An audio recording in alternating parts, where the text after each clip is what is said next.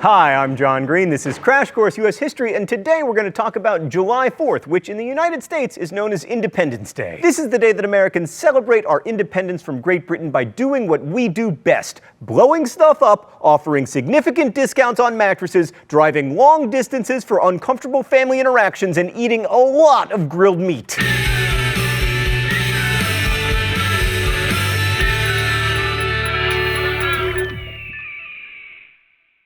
Right, so the story goes that the founders of this nation signed the Declaration of Independence on July 4th, 1776, parting ways with King George to found the freest, finest nation on the face of the earth. Yeah, except the Continental Congress actually approved a resolution of independence on July 2nd. The Lee Resolution was proposed by Richard Henry Lee of Virginia in June of 1776 and was a simple legal declaration of separation from England. John Adams got so excited about it that he wrote to his wife Abigail, "The second day of July 1776 will be the most memorable epoch in the history of America. I am apt to believe that it will be celebrated by succeeding generations as the great anniversary festival. It ought to be solemnized with pomp and parade, with shows, games, sports, guns, bells, bonfires, and illuminations from one end of this continent to the other, from this time forward, forevermore." So what happened on the 4th? Well, not that much, actually. The Declaration of Independence was the formal announcement of independence, and its text was approved on July 4th, 1776. The fancy parchment version with all the pretty calligraphy wouldn't get drawn up until July 19th, and most members of the Congress signed the Declaration on August 2nd. Adams may have been wrong about the date, but he was definitely right about the celebration. Americans started celebrating the 4th of July as early as 1777, and as Adams predicted, the holiday was observed with feasts, 13-gun salutes, and fireworks. Why don't we call them illuminations anymore, Stan? You know, people can say like, oh, we put a man on the moon and we can refrigerate our meat now, but I miss the old days. Anyway, in 1778, George Washington celebrated the 4th by giving his soldiers a double ration of rum, and also there was much more shooting than usual. But while the people celebrated the anniversary from the beginning, the federal government took its sweet time in formalizing the holiday. Independence Day became an unpaid holiday for federal employees in 1870 and became a paid day off in 1938. 4th of July observances have evolved over the years, but they generally involve patriotic displays, including decorations, fire, and explosives. Essentially, we celebrate our independence by having a one-day fake war each summer. Huzzah!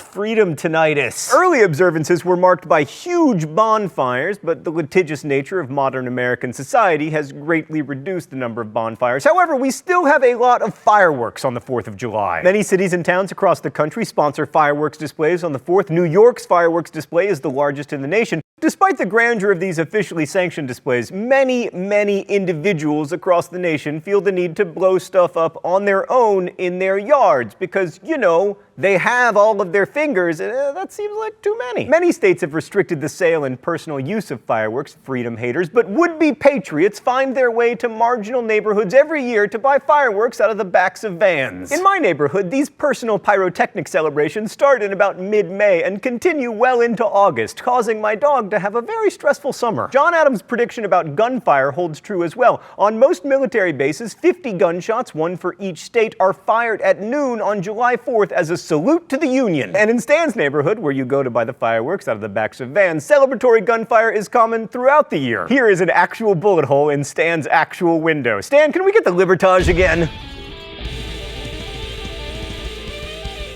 In the 19th century, many ex-presidents celebrated the 4th of July by dying. Both Thomas Jefferson and John Adams died on July 4th, 1826, and James Madison died on the 4th of July in 1831. Calvin Silent Cal Coolidge was born on July 4th, 1876, but as he was never demonstrably alive, no one really cares that much. Finally, lest we forget, Americans also celebrate the 4th of July by eating. Millions of Americans host cookouts to celebrate independence, and the greatest spectacle in professional sports happens every year on the 4th of July. I am referring, of course, to the Nathan's Hot Dog Eating Contest. The current world record is 68 HDBs, hot dogs and buns, in 10 minutes. That means the world record holder, Joey Chestnut, consumed about 28,500 calories in 10 minutes. But don't worry, he threw it up shortly thereafter. So happy 4th of July from all of us here at Crash Course. We may not celebrate American independence on the right day, but I would argue that in spite of it all, it's still worth celebrating. Thanks for watching. I'll see you next week. Boop! Crash Course is produced and directed by Stan Muller. The script supervisor is Meredith Danko. Our associate producer is Danica Johnson. Today's show was written by Stan.